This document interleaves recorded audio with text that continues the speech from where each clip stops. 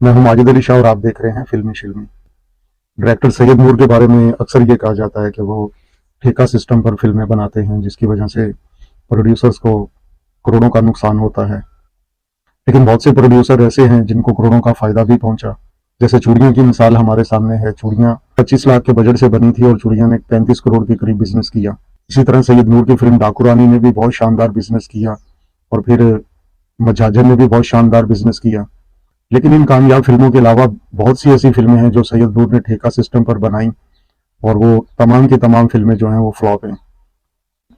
जब सैयद नूर ने ठेका सिस्टम पर फिल्में बनाना शुरू की तो वो एक साल में 5-6 फिल्में और 10-10 फिल्में एक साथ शुरू करते थे, जिसकी वजह से तमाम की तमाम फिल्में जो हैं उनकी फ्लॉप जाती थी और प्रोड्यूसर्स को करोड़ों का नुकसान होता था। और बहुत से प्रोड्यूसर ऐसे हैं जिनको हमेशा सैयद नूर से शिकवा रहा कि सैयद नूर बहुत ज्यादा बजट जो है वो फिल्मों पर खर्च करते हैं। 2004 में सैयद नूर ने एक फिल्म बनाई थी हम एक हैं, और हम एक हैं कि प्रोड्यूसर ने ये कहा था कि सैयद नूर ने जितने पैसे मुझसे फिल्म बनाने के लिए लिए उससे आधे पैसे भी उन्होंने फिल्म के ऊपर नहीं लगाए। और ये भी सुनने में आया था कि सैयद नूर हम एक हैं कि पोस्ट प्रोडक्शन जो है वो बैंकॉक में करना चाहते हैं, जिसके लिए उन्होंने प्रोड्यूसर से अजाफी 1 करोड़ का बजट भी लिया। लेकिन लेकिन उन्होंने पोस्ट प्रोडक्शन जो है वो बैंकॉक में नहीं की। इसी तरह बहुत सी फिल्में हैं जो उन्होंने एक साल में बनाई। जैसे 2000 में और 2001 में उन्होंने मोमराना के साथ 6-6, 7-7 फिल्में बनाई और तमाम की तमाम फिल्में जो हैं वो सुपर फ्लॉप रहीं। और इसी वजह से बहुत से प्रोड्यूसर जो हैं वो फिल्म इंडस्ट्री से चले गए। अगर देखा जाए तो मजाजन के बाद सैयद नूर की कोई भी फिल्म बड़ी कामयाबी हासिल नहीं कर सकी, सिवाय एक वोटी लेके जानी के। वोटी लेके जानी एक अच्छा बिजनेस करने में कामयाब रही, लेकिन उसके अलावा सैयद नूर की तमाम फिल्में जो हैं वो सुपर फ्लॉप रहीं। 2012 में सैयद नूर ने एक पंजाबी फिल्म बनाई थी शरीका, जिसका बजट जो है वो 2.5 करोड़ था। लेकिन आप शरीका फिल्म देखें तो आपको साफ नजर आता है कि इस फिल्म के ऊपर 2.5 करोड़ रुपए नहीं लगे। इसी तरह उसके बाद भी सैयद नूर ने जो चंद एक फिल्में बनाई उनमें भी उन्होंने ठेका सिस्टम को बरकरार रखा और प्रोड्यूसर से करोड़ों का बजट लेकर वो फिल्मों के ऊपर चंद लाख रुपए लगाते रहे। 2012 या 2011 के स्टार्ट में उन्होंने एक फिल्म शुरू की थी भाई वांटेड। भाई वांटेड के प्रोड्यूसर से भी उन्होंने ठीक ठाक बजट लिया, और लेकिन भाई वांटेड जो है वो कंप्लीट ना कर सके। 2017 में सैयद नूर की एक फिल्म आई थी चैन आईना, वो भी बुरी तरह फ्लॉप रही।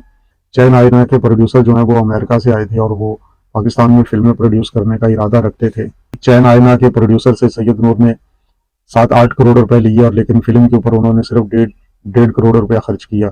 इसी तरह आगे चलें तो सैयद नूर की आखिरी फिल्म तेरे बाजरे दी राखी के प्रोड्यूसर जो है वो सफदर मलिक हैं। सफदर मलिक ने एक अवार्ड शो में कहा कि मुझे ये अवार्ड जो है वो 7 करोड़ में पड़ा है।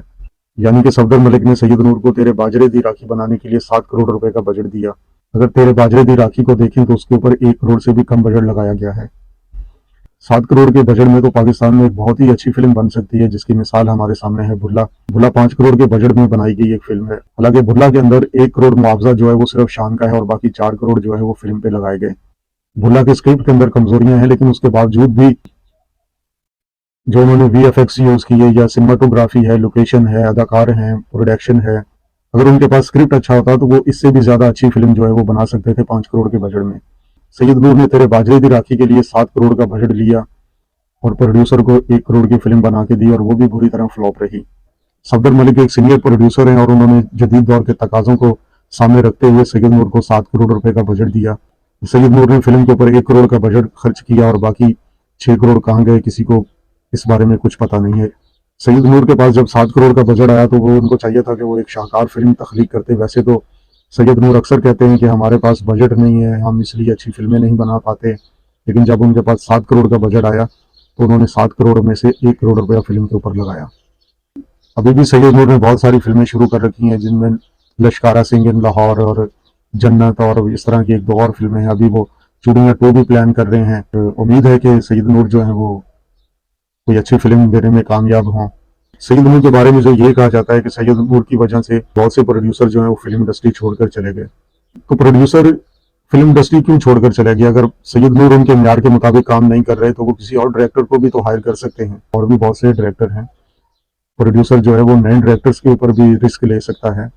एक डायरेक्टर आपको अगर नुकसान देता है तो आप बार बार उसी डायरेक्टर को आजमाने की कोशिश क्यों करते हैं? सैयद नूर ठेका सिस्टम पर फिल्में बनाते हैं और वो उनकी फिल्में जो हैं वो फ्लॉप होती हैं और फिल्मों के ऊपर वो आधा बजट लगाते हैं। इसमें गलती तो प्रोड्यूसर्स की है। जब आपको पता है कि सैयद नूर आपके म्यार के मुताबिक काम नहीं कर सकता तो आप सैयद नूर को छोड़कर किसी और को हायर कर लें।